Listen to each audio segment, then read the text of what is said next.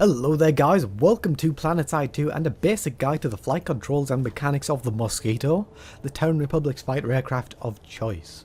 Now although this guide is specific for the Mosquito, every aircraft in Planetside 2 holds the same flight controls. It's just getting used to the different handling, so going from a Mosquito to a Galaxy might be a bit different. So to get into forward flight we use W to accelerate, to decelerate we use S, and if we hold this down long enough we move into a hover, which we lose lift in. So we need to keep ourselves up in the air using spacebar, which is our underside thruster. If we tap it we can keep ourselves in a specific position, but if we hold it down we move ourselves upwards and gain some altitude as well. Now we can go into first person using T here, and I can use A and D to go from side to side and use it myself as essentially a flying turret and attack ground targets, which is extremely useful. So if we go back into third person using T again and use W to go back into forward flight, if we push the mouse to the left then forwards, we turn the Mosquito around and push it to the right again and we're back in forward flight. To do that a bit sharper, we can use the S key to decelerate us and then quickly use the shift key when we're turning around to accelerate us quickly using afterburners.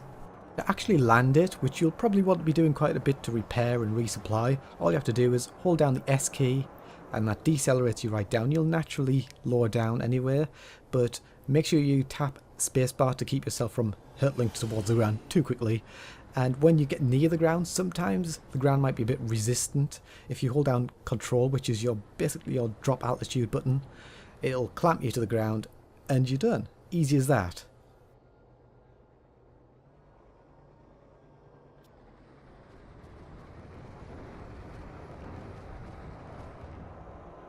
Now for some actual combat, and the first tip I'd give anyone going into combat in any aircraft in Planetside 2 is to pick your fights well. Because I see it a lot and I do it myself.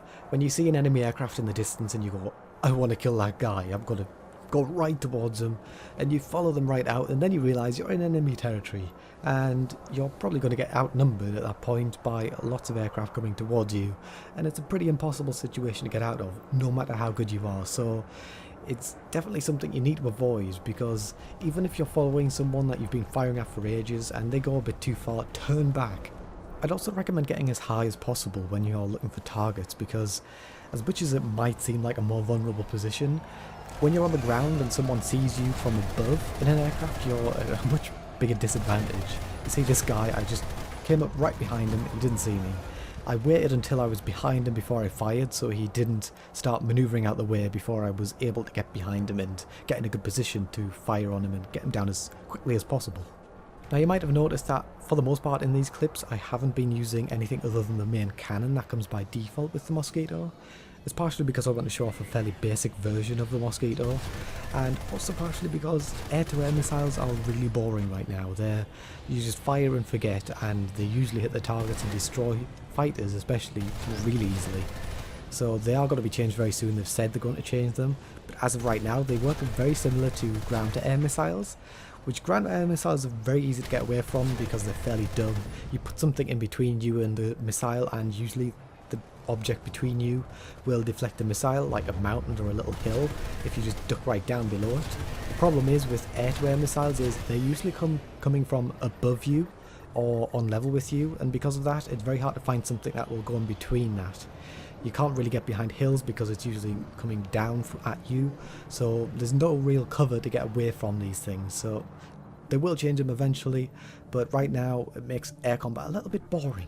But hopefully this video will have helped you out in getting into an aircraft and just having some fun, getting some kills, because they're an amazing way to play Planetside 2, and it's just great to see the overall landscape from one. Just get in one and have some fun with it because it's amazing. Now, I will be doing some more Planetside 2 videos in the future. I'm wondering what exactly you want to see, because I've done a lot of Mosquito stuff so far, but I want to do other stuff. I want to do some ground stuff maybe, but what exactly do you want to see more of? I'd be interested in knowing. So that's it for now, and I'll see you guys again very soon.